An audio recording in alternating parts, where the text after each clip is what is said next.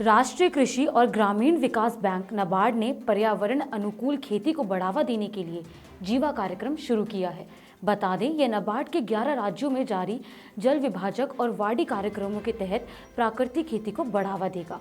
दरअसल नाबार्ड के chairman GR Chintala ने योजना शुरू किए जाने के मौके पर आयोजित ऑनलाइन कार्यक्रम में कहा कि जीवा जल विभाजक कार्यक्रम कई परियोजनाओं की परिणति है और इसे 11 राज्यों में हमारे मौजूदा पूरी होने के करीब पहुंचे वाटरशेड और वाड़ी कार्यक्रमों के तहत लागू किया जाएगा।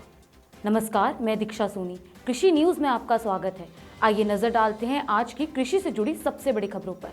सरकार ने आगामी खरीफ सत्र में किसानों को उर्वरकों की समुचित और समयबद्ध आपूर्ति सुनिश्चित करने के लिए यूरिया और DAP का उम्मीद से ज्यादा शुरुआती भंडार रखने का लक्ष्य रखा है, जिसके चलते एक वरिष्ठ सरकारी अधिकारी ने कहा कि खरीफ फसलों के लिए सरकार ने उर्वरक उपलब्धता को लेकर अग्रिमी तैयारियां शुरू कर दी है और साथ ही उन्होंने कहा कि ग्लोबल बाजार में उर्वरक और अन्य कच्चा माल जुटाने से यूरिया और डाई अमोनियम फास्फोरस का उम्मीद से ज्यादा शुरुआती भंडार रखने में मदद मिलेगी।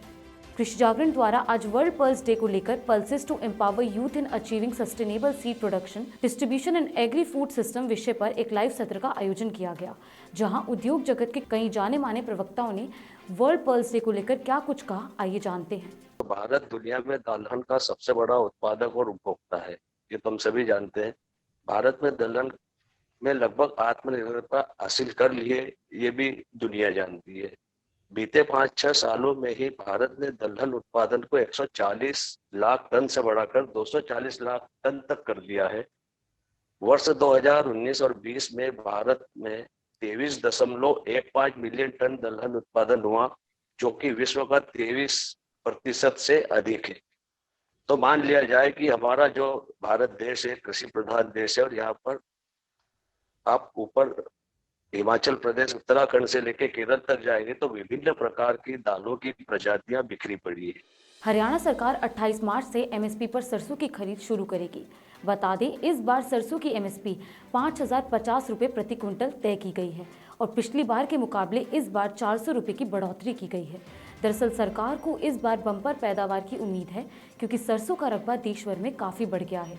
तो वहीं सरसों के अलावा चना और सूरजमुखी की खरीद के लिए हरियाणा सरकार ने तारीखों की घोषणा कर दी है। शराब कंपनियों के लाभ के लिए शराब नीति लागू करके और गांवों में शराब की बिक्री बढ़ाने के लिए महाराष्ट्र सरकार हर संभव प्रयास करने के लिए तैयार है, जिसके चलते राज्य में एक महत्वपूर्ण व्यवसायक होने के साथ लाखों किसानों की आजीविका पर निर्भर करता है। ऐसे में दूध उत्पादक किसान संघर्ष समिति ने सरकार से मांग की है कि दूध के दाम बढ़ाए जाए। तो वहीं समिति ने सरकार को चेतावनी देते हुए कहा है कि मांग पूरी नहीं होने पर दूध उत्पादक फिर से आंदोलन शुरू करेंगे। हरियाणा सरकार की ओर से पशुपालकों के लिए एक खास पशु किसान क्रेडिट योजना चलाई जा रही है। बता दें, इस योजना के तहत पशुपालकों को 1,05,000 रुपये का लाभ प्रदान किया जा रहा है। तो वहीं इस योजना से राज्य में अधिक दूध उत्पादन के लिए पशुपालन को प्रोत्साहित करने के उद्देश्य से गाय, भैंस सहित अन्य पशुपालकों को आर्थिक सहायता प्रदान की जा रही है। दरअसल इसके तहत पशुपालक 3 लाख रुपये का लोन ले सकते हैं।